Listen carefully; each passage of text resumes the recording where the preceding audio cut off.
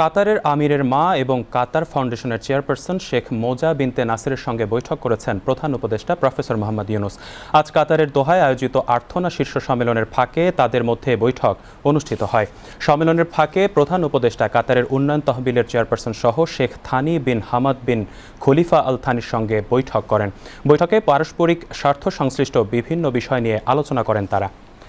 এছাড়া দোহায় আর্থনা সম্মেলনের ফাঁকে কাতার চ্যারিটির আন্তর্জাতিক কার্যক্রম বিভাগের সহকারী প্রধান নির্বাহী কর্মকর্তা নওয়াফ আবদুল্লাহ আল হামাদির সঙ্গে বৈঠক করেছেন প্রধান উপদেষ্টা প্রফেসর মোহাম্মদ ইউনূস।